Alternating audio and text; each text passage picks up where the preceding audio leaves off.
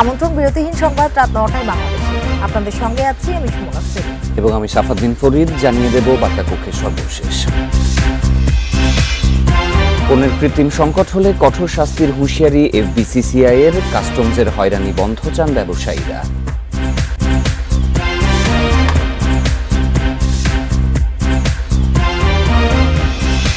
ছয় শিক্ষার্থীর স্থায়ী বহিষ্কার দাবিতে উত্তাল বুয়েট। মৌলবাদী চক্রান্ত কিনা খতিয়ে দেখা হচ্ছে বললেন শিক্ষামন্ত্রী।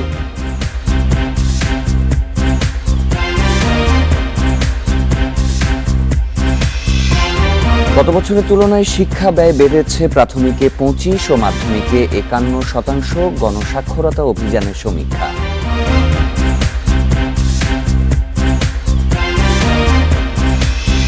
যুক্তরাষ্ট্রে বাংলাদেশি হত্যার ঘটনায় উদ্বিগ্ন ঢাকা, বললেন পররাষ্ট্রমন্ত্রী। শিগগিরই অপহৃত নাবিকদের ফেরানোর আশা।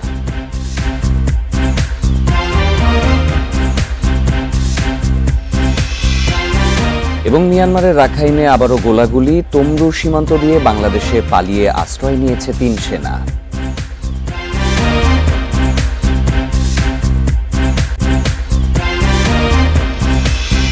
এবারে জানাবো বিস্তারিত খবর।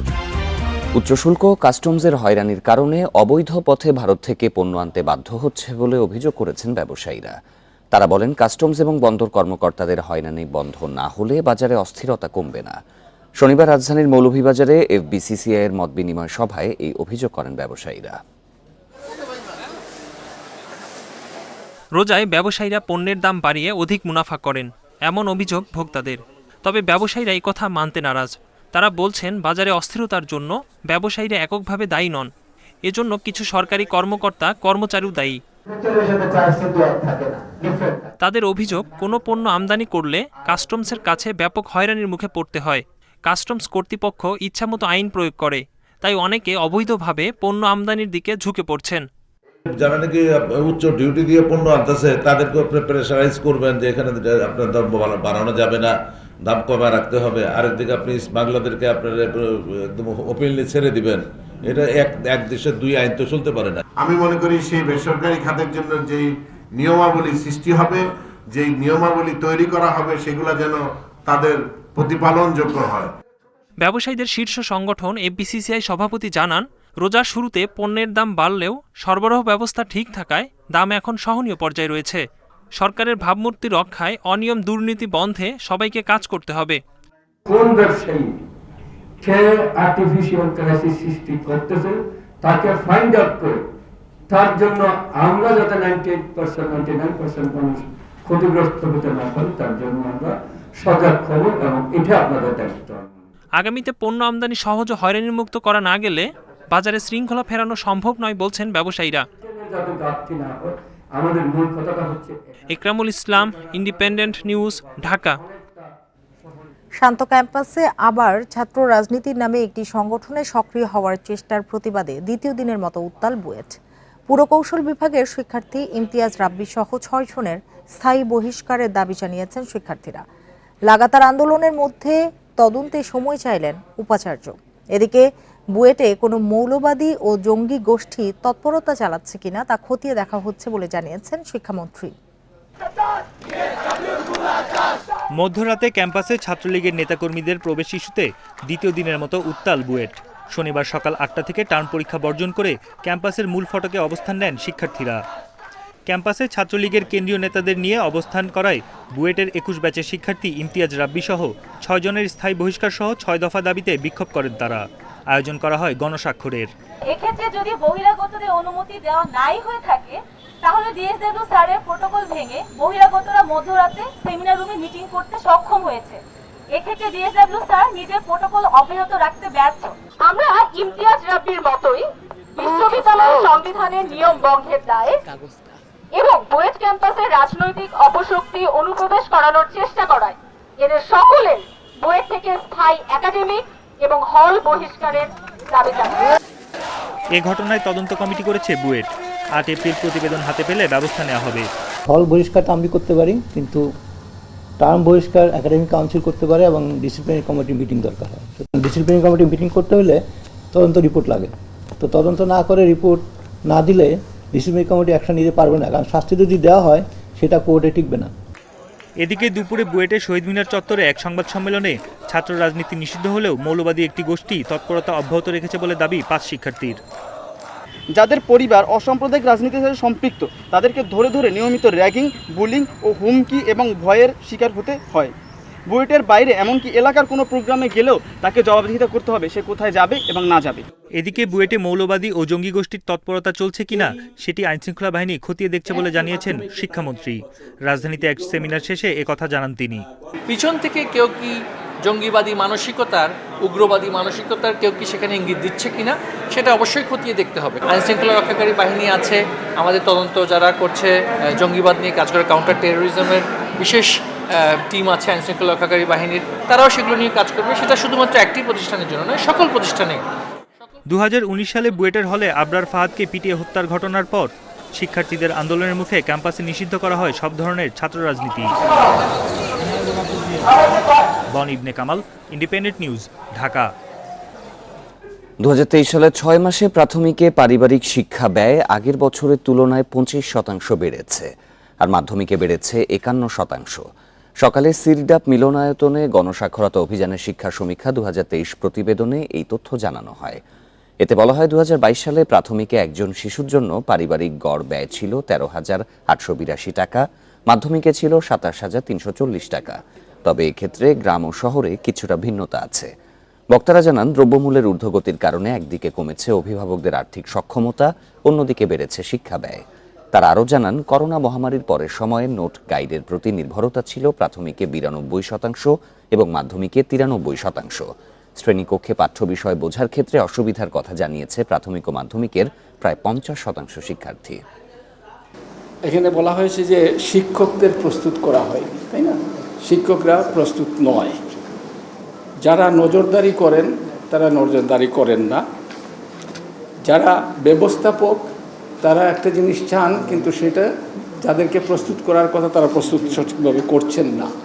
তাহলে এই সবগুলোর মাঝখানে আমাদের অগ্রগতিটা কেমনে হবে? এখানে একটা সম্মিলন দরকার। আওয়ামী লীগের স্বেচ্ছাচারিতা চলবে না বলে নেতাকর্মীদের সতর্ক করে দলের সাধারণ সম্পাদক ওবায়দুল কাদের বলেছেন, কারো দায়িত্ব জ্ঞানহীন বক্তব্যের দায় সংগঠন নেবে না। এসব ক্ষেত্রে সাংগঠনিক ব্যবস্থা নেওয়া হবে। সকালে রাজধানীর বঙ্গবন্ধু এভিনিউয়ে আওয়ামী লীগের কেন্দ্রীয় কার্যালয়ে দলের রংপুর বিভাগীয় মত বিনিময় সভার শুরুতে একথা বলেন তিনি। আওয়ামী লীগ সভাপতি প্রধানমন্ত্রী শেখ হাসিনার নির্দেশে শুরু হয়েছে বিভাগীয় মতবিনিময় সভা। প্রথমেই রংপুর বিভাগের প্রতিটি জেলা উপজেলার সাংগঠনিক বিষয়ে কথা বলতে দায়িত্বপ্রাপ্ত কেন্দ্রীয় নেতাদের সঙ্গে বসেন স্থানীয় নেতা, উপজেলা চেয়ারম্যান ও পৌর মেয়ররা। সাংগঠনিক প্রক্রিয়ার দিকে সূচনা বক্তব্যে আওয়ামী লীগের সাধারণ সম্পাদক বলেন, নির্বাচনের পরে সাংগঠনিক প্রক্রিয়ার দিকে নজর দেওয়া হয়েছে। লক্ষ্য বিরোধ মিটিয়ে দলকে আরও চাঙ্গা করা। জাতীয় নির্বাচনের সময় যেসব অনাকাঙ্ক্ষিত ঘটনা ঘটেছে সেসবের পুনরাবৃত্তি যেন না হয় সতর্ক করেন তিনি। দায়িত্ব জ্ঞানহীন বক্তব্য রাখবেন, সেটা দায় দল বহন করবে, এটা হতে পারে। একজনের একটা বক্তব্য গোটা দলের শৃঙ্খলার উপর আঘাত, এমন কিছু হলে অবশ্যই আমাদেরকে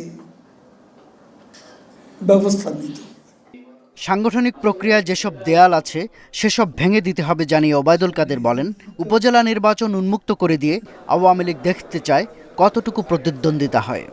এটা যে যত মন্ত্রী হন, এমপি হন, কারো প্রভাবিত হবে এবং কোনো প্রকার হস্তক্ষেপ কেউ করবে প্রশাসনিকভাবে ক্ষমতার জোরে, এইটা কোনো অবস্থায় অ্যালাউ করা যাবে। ভারত বাংলাদেশের পাশে দাঁড়িয়েছে বলে ভারতের পণ্য বর্জন করার কথা বলে বিএনপি ৭১-এর মতোই অশুভ তৎপরতা চালাচ্ছে বলে মন্তব্য করেন আওয়ামী লীগের সাধারণ সম্পাদক। শক্তি কমে গেলে মুখের বিষ উগ্র হয়ে ওঠে। সব কিছু হারিয়ে বিএনপি এখন ভারত বিরোধিতা নেমেছে। ওবায়দুল কাদের বলেন, শেখ হাসিনার রাজনীতি অন্তর্ভুক্তিমূলক। এ থেকে শিক্ষা নিয়ে বিএনপিকে নেতিবাচক ধারা ত্যাগ করার আহ্বান জানান তিনি। বিএনপি শাহাদাত স্বপন, ইন্ডিপেন্ডেন্ট নিউজ, ঢাকা। যুক্তরাষ্ট্রে বাংলাদেশি হত্যার ঘটনায় উদ্বিগ্ন ঢাকা। এর সুষ্ঠু তদন্ত ও বিচার হবে বলে আশা পররাষ্ট্রমন্ত্রী হাসান মাহমুদের। দুপুরে রাজধানীর বঙ্গবন্ধু এভিনিউয়ে এক অনুষ্ঠান শেষে মন্ত্রী এসব কথা বলেন। তিনি আরও জানান, সোমালিয়ার জলদস্যুদের সঙ্গে কথা হয়েছে, শিগগিরই অপহৃতদের ফিরিয়ে আনা হবে। বুধবার নিউ ইয়র্কের ওজন পার্কে পুলিশের গুলিতে মারা যায় বাংলাদেশি তরুণ উইং রোজারিও। নিজ বাসায় মায়ের সামনেই তাকে 6টি গুলি করে পুলিশ। প্রতিবাদে নিউ ইয়র্কের জ্যাকসন হাইটসে মানববন্ধন করেছে সর্বস্তরের মানুষ। এই ঘটনাকে দুঃখজনক বলছেন পররাষ্ট্রমন্ত্রী। তার আশা, সুষ্ঠু তদন্ত করলে হত্যার রহস্য বেরিয়ে আসবে এবং দায়ীদের বিচার হবে। আমরা আশা করব ইউএস প্রশাসন এই ঘটনাটির সুষ্ঠু তদন্ত করবে এবং তদন্ত করে যদি কারো ওভার রিয়াকশন পাওয়া যায় এবং সেখানে যদি কাউকে দোষী সাব্যস্ত হয় তাহলে তাদের বিরুদ্ধে ব্যবস্থা নেওয়া হবে, এটি আমরা আশা করি। সাংবাদিকের এক প্রশ্নের জবাবে মন্ত্রী জানান, তমব্রু সীমান্ত দিয়ে নতুন করে পালিয়ে আসা মিয়ানমারের 3 সেনা সদস্য বিজিবি হেফাজতে রয়েছে। মিয়ানমার থেকে পালিয়ে আসা সীমান্ত সদস্যদের ফেরানোর প্রক্রিয়া চলছে। 3 জন সেনাবাহিনীর কর্মকর্তা, একজন সার্জেন্ট, একজন ক্যাপ্টেন, একজন সৈনিক পালিয়ে এসছে। তারা আমাদের বিজিবির হেফাজতে আছে।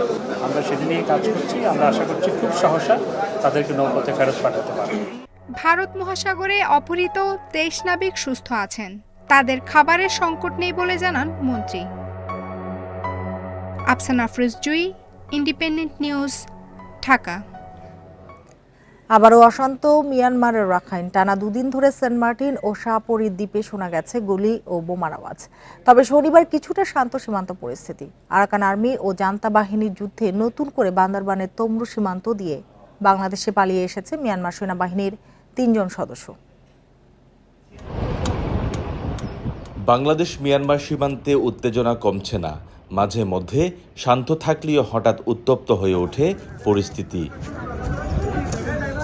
রাখাইন রাজ্যে মিয়ানমার সেনাবাহিনীর সাথে আরাকান আর্মি সহ বিদ্রোহীদের সংঘর্ষের প্রভাব পড়ছে এপারে। শুক্রবার প্রথমবারের মতো ওপারের গুলি বোমা শব্দ শুনতে পান সেন্ট মার্টিন দ্বীপের বাসিন্দারা। তাদের দাঙ্গা হাঙ্গামাগুলো কিন্তু আমাদেরকে অবশ্যই আতঙ্কিত করে। আমরা সেন্ট মার্টিন দ্বীপবাসী চাইবো আমাদের এখানে প্রশাসনিক আরও একটু তৎপরতা জোরদার থাকুক। গোলাগুলি চলিলে আর কি বর্ডার পাশে মানুষ তো আমরা আতঙ্ক লাগে। নাফ নদীতেই জাহাজ দেখতে পাই। এই জাহাজটি সকাল 9টা পর্যন্ত ছিল। আমরা অনুমান করতেছি যে এই জাহাজটি মায়ানমারের ছিল। তবে মিয়ানমারে সংঘাতের প্রভাব পড়বে না উল্লেখ করে দ্বীপবাসীকে আতঙ্কিত না হওয়ার পরামর্শ সাবেক জনপ্রতিনিধির। গোলাগুলির বিষয়টা নিয়ে আমাদের সেন্ট মার্টিনের দ্বীপবাসী তেমন আতঙ্ক না, ইনশাল্লাহ। এই বিষয়টা তো শুনি আসতেছে, আমাদের কোনো ক্ষতি করার মতো তারা ইনশাল্লাহ সেমন পারবে না আশা করি। মিয়ানমারে গৃহযুদ্ধের কারণে শনিবার তমব্রু সীমান্ত দিয়ে বাংলাদেশে পালিয়ে আসেন মিয়ানমারের 3 সেনা সদস্য। বর্তমানে দেশটি থেকে পালিয়ে আসা সীমান্তরক্ষী বাহিনী বিজিবির 179 এবং সেনাবাহিনীর 3 সদস্য বিজিবির হেফাজতে রয়েছেন। তৌফিকুল ইসলাম, ইন্ডিপেন্ডেন্ট নিউজ, কক্সবাজার। অস্ত্রের মুখে তুলে নিয়ে ধর্ষণের অভিযোগে টাঙ্গাইলের সংসদ সদস্য ছোট মনিরের ভাই গোলাম কিবরিয়া ওরফে বড় মনিরের বিরুদ্ধে মামলা হয়েছে। রাজধানীর তুরাগ থানায় মামলাটি করেছে ভুক্তভোগী ছাত্রী। বিষয়টি নিশ্চিত করেছেন উত্তরা বিভাগের উপ পুলিশ কমিশনার। উত্তরা 13 নম্বর সেক্টরের প্রিয়াঙ্কা সিটি এলাকায় এই ঘটনা ঘটে। টাঙ্গাইলের সংসদ সদস্য তানভীর হাসান ছোট মনির ভাই গোলাম কিবরিয়া ওরফে বড় মনিরের বিরুদ্ধে আবারও উঠেছে ধর্ষণের অভিযোগ। অভিযোগকারী কলেজ ছাত্রী জানায়, সামাজিক যোগাযোগ মাধ্যমে 2 মাস আগে বড় মনিরের সাথে পরিচয় হয় তার। গত বৃহস্পতিবার রাজধানীর উত্তরার জমজম টাওয়ারে দেখা করেন তারা। শুক্রবার রাতে দেখা করার জন্য কলেজ ছাত্রীকে একটি রেস্টুরেন্টে ডাকেন বড় মনির। তবে সেখান থেকে অস্ত্রের মুখে তুরাগ থানাধীন প্রিয়াঙ্কা সিটিতে নিজের ফ্ল্যাটে নিয়ে যান বড় মনির। সেখানে তাকে ধর্ষণ করা হয়। সে আমাকে অস্ত্র দেখায় জোরপূর্বক তার এক বাসায় নিয়ে গেছে, নিয়ে যায় সে জোরপূর্বক আমাকে ধর্ষণ করছে। আমি আমার বিচার দাবি করছি, কারণ ওনাকে আমি বড় ভাই ভাবছি। উনি আমাকে দেখা করার কথা বইলা আমি তাকে এতটুকু বলছিলাম যে ভাইয়া, আমি যদি আপনার সাথে কোনো অন্যায় বা কোনো কিছু করে থাকি আপনি অন্ততপক্ষে আমার ছাইড়া দেন। এক সুযোগে ফ্ল্যাট থেকে বেরিয়ে নিজের বাবাকে ফোন করেন ভুক্তভোগী। বাবা ঘটনাস্থলে আসার পর 999-এ কল করলে ঘটনাস্থলে আসে পুলিশ। পরে বাসার সিসিটিভি ফুটেজ জব্দ করা হয়। কলেজ ছাত্রীকে মেডিকেল পরীক্ষার জন্য পাঠানো হয় ওসিসিতে। ভুক্তভোগীর অভিযোগ, বড়মনির প্রভাবশালী হওয়ায় পুলিশ মামলা নিতে অস্বীকার করে। এদিকে পুলিশ বলছে আসামি শনাক্ত করার পর আইনগত ব্যবস্থা নেওয়া হবে। অপরাধ যে করবে সে তো অপরাধী। এই ক্ষেত্রে তো আপনার প্রভাবশালী বা কেউ দুর্বল এটা আমাদের ভাবার সুযোগ নেই। অপরাধ যে করবে তার শাস্তির সম্মুখীন তার হইতে হবে। আমরা আইনগতভাবে আগে যাব, আমাদের এই বিষয়ে কোনো বাধার কোনো বিষয় নেই। নানা কারণে বিতর্কিত টাঙ্গাইলের বড়মনিরের বিরুদ্ধে এর আগে 2022 সালে ধর্ষণের অভিযোগ আনেন এশা মির্জা নামের এক নারী। তবে গত নভেম্বরে মামলার বাদীর ঝুলন্ত মরদেহ উদ্ধার করা হয়। ঘটনাটি আত্মহত্যা বলে জানায় পুলিশ। ওই মামলায় উচ্চ আদালতের জামিনে আছেন বড়মনির। জাহিদুল ইসলাম, ইন্ডিপেন্ডেন্ট নিউজ, ঢাকা। জুলাইয়ে হচ্ছে না বাংলাদেশ আফগানিস্তান সিরিজ। দুই দেশের সমঝোতার ভিত্তিতে পিছিয়ে গেছে পূর্ণাঙ্গ সিরিজ, নিশ্চিত করেছে বিসিবির cricket operations chairman Jalal Yunus. বিশ্বকাপের পরপরই আফগানিস্তানের বিপক্ষে 2 টেস্ট, 3 ওয়ানডে এবং 3 টি20 ম্যাচ খেলার কথা ছিল বাংলাদেশের। জুলাই মাসের এই সিরিজটি আপাতত স্থগিত করেছে দুই দেশীয় ক্রিকেট বোর্ড। আফগানিস্তানের বিপক্ষে অ্যাওয়ে সিরিজ পরিবর্তিত যে কোনো সময় অনুষ্ঠিত হবে জানিয়েছে বিসিবি। যদিও পরিবর্তিত সূচি নিয়ে কিছু জানায়নি বোর্ড, তবে চলতি বছরে ব্যস্ত সূচিতে এই সিরিজ হওয়ার সম্ভাবনা ক্ষীণ।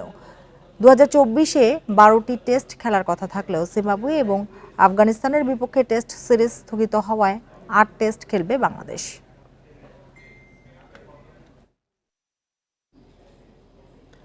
3 ম্যাচ সিরিজের প্রথম টি20-তে আগামীকাল অস্ট্রেলিয়া নারী দলের বিপক্ষে লড়বে বাংলাদেশ।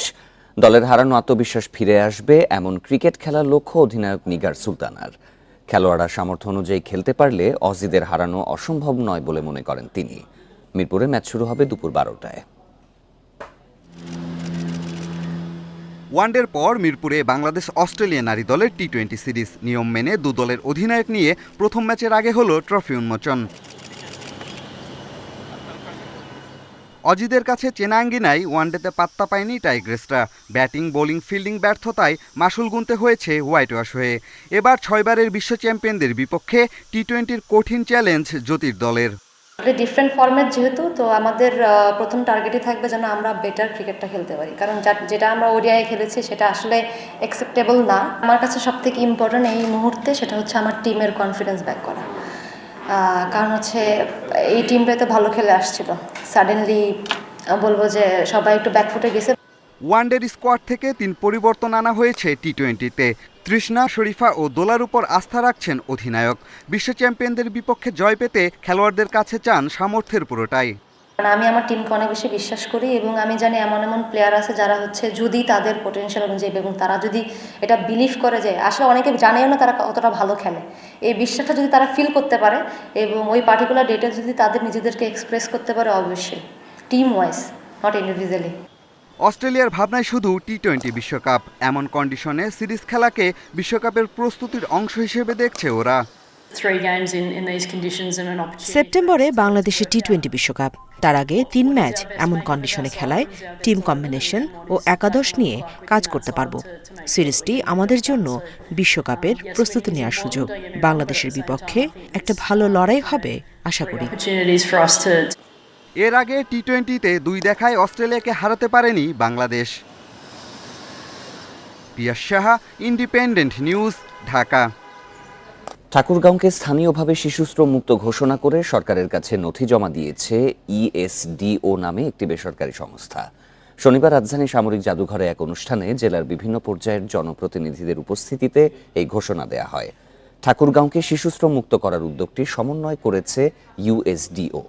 সংস্থা নির্বাহী পরিচালক মোহাম্মদ শহীদুজ্জামান জানান, জেলার সব পৌরসভা, উপজেলা ও ইউনিয়ন পর্যায়ের জনপ্রতিনিধিদের সহায়তায় সফলতার মুখ দেখে উদ্যোগটি। প্রথমে ঝুঁকিপূর্ণ বিভিন্ন কাজে নিয়োজিত 1192 শিশুকে চিহ্নিত করে সংস্থাটি। এদের মধ্যে 14 বছরের বেশি বয়সীদের কারিগরি প্রশিক্ষণ দিয়ে কর্মসংস্থানের ব্যবস্থা করা হয়, আর কম বয়সীদের ভর্তি করা হয় স্কুলে। এসব কার্যক্রম সম্পন্ন হয় 1.5 বছরে। মনিটরিং কমিটি করে পুরো উপজেলা পরীক্ষা করে দেখেছে যে কোনো ঝুঁকিপূর্ণ শিশুশ্রম সেখানে আছে কিনা, এবং যখন তারা নিশ্চিত হয়েছে তখন তারা তাদের সেই নিশ্চিত ডকুমেন্ট সহ রেজুলেশন করে এটাকে কিন্তু ফর্মালি ডিক্লেয়ার করেছে। সেই আলোকেই আমরা এখন বলছি যে ঠাকুরগাঁও জেলা শিশুশ্রম মুক্ত জেলা। লালমনিরহাটের কালীগঞ্জে ভারতীয় সীমান্তরক্ষী বাহিনী বিএসএফ এর গুলিতে মুরলীচন্দ্র বর্মন নামে এক বাংলাদেশি নিহত হয়েছেন। এ সময় মিজানুর রহমান ও লিটন মিয়া নামে দুজন গুলিবিদ্ধ হন। শুক্রবার মধ্যরাতে বুড়িরহাট সীমান্তে বেলতলা এলাকায় এই ঘটনা ঘটে। পুলিশ জানিয়েছে বাংলাদেশ থেকে 15 থেকে 20 জন ভারতে প্রবেশের চেষ্টা করেছিল। এ সময় ভারত সীমান্তের চিত্রাকোট বিএসএফ ক্যাম্পের টহল দলের সদস্যরা তাদের লক্ষ্য করে গুলি ছোড়ে। এ সময় গুলিবিদ্ধ 3 জনকে উদ্ধার করে বাংলাদেশে নিয়ে আসে দলের অন্য সদস্যরা। পরে হাসপাতালে নেয়ার পথে মারা যায় একজন। এ ঘটনায় বিজিবির পক্ষ থেকে বিএসএফকে প্রতিবাদপত্র পাঠানো হয়েছে। রাজারবাড়ি সীমান্তে গেলে সেখানে বিএসএফ এর সঙ্গে কি ঝামেলা হয়, বিএসএফ ফায়ার করে, পরে গুলিবিদ্ধ হয়। তাকে রংপুরে চিকিৎসার জন্য নিয়ে গেলে সেখানে প্রতিমধ্যেই মারা যায়। আহতর ব্যাপারে সুনির্দিষ্ট তথ্য নাই, কারণ তারা কোথাও চিকিৎসাও নেয়নি বা এরকম জানাও যায়নি। আগামী 24 ঘন্টায় উত্তর ও উত্তর পূর্বাঞ্চলে কয়েক জেলায় বৃষ্টির সম্ভাবনা রয়েছে বলে জানিয়েছে আবহাওয়া অধিদপ্তর। শনিবার বিকেলে আবহাওয়া অফিস জানায়, রংপুর, ময়মনসিংহ, সিলেট ও কুমিল্লায় ঝড় ও বজ্র সহ বৃষ্টির সম্ভাবনা রয়েছে।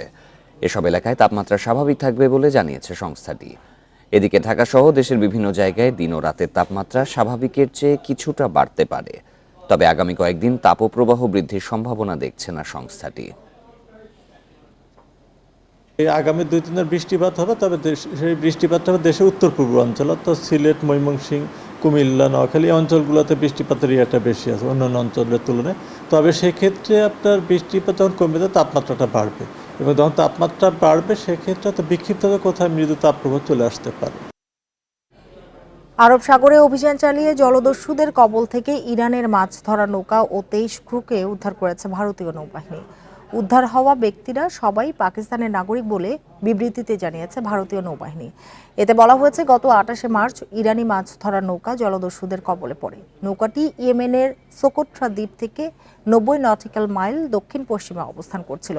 এরপর ভারতীয় নৌবাহিনী 2টি জাহাজ 12 ঘন্টার অভিযান চালিয়ে সেটি উদ্ধার করে। সেই সঙ্গে 9 জন সশস্ত্র জলদস্যুকে আত্মসমর্পণ করতে বাধ্য করে তারা। 5 দিনের সমরাস্ত্র প্রদর্শনীতে দেশের সামরিক সক্ষমতা বিষয়ে ধারণা নিল সাধারণ মানুষ। 3 বাহিনীর নতুন নানা সংযোজন নিয়েও ধারণা পাওয়া গেছে বলছেন সংশ্লিষ্টরা। দর্শনার্থীরা বলছেন, এমন আয়োজন সামরিক ও বেসামরিক মানুষের মধ্যে সেতুবন্ধন তৈরি করে। প্রদর্শনীর শেষ দিনেও ছিল নানা বয়সী মানুষের ভিড়। ট্যাঙ্ক, মিসাইল বা এ ধরনের ভারী যুদ্ধাস্ত্র সাধারণত যুদ্ধক্ষেত্রেই ব্যবহৃত হয়, যা সাধারণ মানুষের দেখার কোনো সুযোগ নেই। কিন্তু এমন সব অস্ত্রই একসঙ্গে দেখার সুযোগ পেল রাজধানীবাসী। সেনাবাহিনীর ব্যবহৃত বিভিন্ন ট্যাঙ্ক, মিসাইল যুদ্ধক্ষেত্রে কিভাবে কাজ করে তা নিয়ে সাধারণ মানুষের আগ্রহ অনেক। প্রদর্শনীতে এ বিষয়ে ধারণা দেন বাহিনীর সদস্যরা। তাই আমার ছেলে মেয়ে দুজনকে নিয়ে আসছে দেখানোর জন্য। ট্যাঙ্ক দিয়ে শুরু করলাম। সাধারণ মানুষের কাছে মেসেজ দেয়, আমাদের কাছে আমরা জানতে পারি আমাদের দেশের শক্তিমত্তা সম্পর্কে, আমাদের প্রতিরক্ষা ব্যবস্থা আমরা কতটুকু শক্তিশালী, আমাদের দেশ কতটুকু এগিয়ে যাচ্ছে। বাংলাদেশে তৈরি বিমান বাহিনীর BBT-1 ও 2 এয়ারক্রাফট প্রদর্শিত হয় সেখানে। সম্প্রতি কেনা বিশ্বখ্যাত তুর্কি ড্রোন বাইরাক্তার TB2 ড্রোনও ছিল ডিসপ্লেতে। নৌবাহিনীর প্রদর্শনীতে ছিল প্রতীকী ফ্রিগেট বা নৌজা বঙ্গবন্ধু। জাহাজের ভেতর দেখানো হয় শত্রু দমনে নৌবাহিনীর নানা কৌশল, দেখানো হয় শারীরিক কসরত।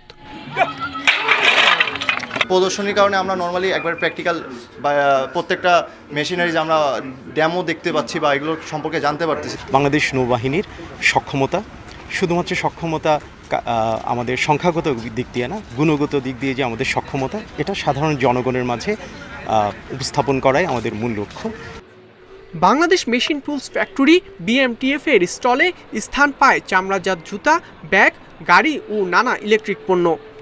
4টা অঙ্গ ফ্যাক্টরি আছে, যেটা ফোর্জ, ফাউন্ডারি, সেগুলোর মাধ্যমে আমাদের এই গাড়িগুলো তৈরি করছি, যে গাড়িগুলো আমরা প্রান্তিক পর্যায়ে কৃষকদের মাঝে আমরা ছড়িয়ে দেওয়ার একটা উদ্দেশ্য নিয়ে যাচ্ছি। স্বাধীনতা দিবসে শুরু হওয়া সমরাস্ত্র প্রদর্শনী শেষ দিন ছিল শনিবার। এর আগে 2019 সালে অনুষ্ঠিত হয় এই প্রদর্শনী। পরবর্তী আয়োজন 2027 সালে। ইকরামুল কবির, ইন্ডিপেন্ডেন্ট নিউজ, ঢাকা। ফরিদপুরের ভাঙ্গা থেকে যশোর পর্যন্ত পরীক্ষামূলক ট্রেন চলাচল শুরু হয়েছে আজ ও কাল। মালবাহী এবং যাত্রীবাহী কোচ যাতায়াতের মাধ্যমে রেলপথের পরীক্ষামূলক সক্ষমতা যাচাই করা হবে। এদিকে নতুন ট্রেন চালু হওয়ার সম্ভাবনায় উৎসবের আমেজ স্থানীয়দের মাঝে। শনিবার সকাল 8:45টায় ভাঙ্গা জংশন থেকে যশোরের রূপদিয়ার উদ্দেশ্যে ছেড়ে যায় ট্রেন। 83.3 কিলোমিটার পথে দুটি ইঞ্জিন ও দুটি মালবাহী বগি নিয়ে প্রথমবারের মতো সর্বোচ্চ গতিতে পরীক্ষামূলকভাবে চালানো হলো ট্রেন। যশোরের স্টেশন মাস্টার জানান, ট্রেনটি 120 কিলোমিটার গতিতে যশোর পৌঁছাতে সময় লেগেছে মাত্র 1 ঘন্টা। রোববার সকালে যশোর থেকে আবার ভাঙ্গার উদ্দেশ্যে ছাড়বে ট্রেনটি। পদ্মা লিঙ্ক প্রকল্পের আওতায় ঢাকা কমলাপুর থেকে রূপদিয়া পর্যন্ত 162 কিলোমিটার যে নতুন রেল লাইন তৈরি হয়েছে, এটি অনেক ভালো এবং আমার মনে হয় বাংলাদেশের মধ্যে সবচেয়ে সুন্দর ট্র্যাক। আশা করছি জুনের ভিতরেই সর্বসাধারণের জন্য এই রেল লাইন খুলে দেওয়া হবে। এরই মধ্যে পদ্মা সেতু দিয়ে কমলাপুর রেল স্টেশন থেকে ফরিদপুর, রাজবাড়ী হয়ে যশোর, রাজশাহী সহ দক্ষিণ অঞ্চলের সাথে ট্রেন চলাচল করছে। ভাঙ্গা থেকে সরাসরি যশোরে ট্রেন চলাচল শুরু হলে এই অঞ্চলের মানুষের আরেকটি স্বপ্ন পূরণ হবে বলছেন স্থানীয়রা।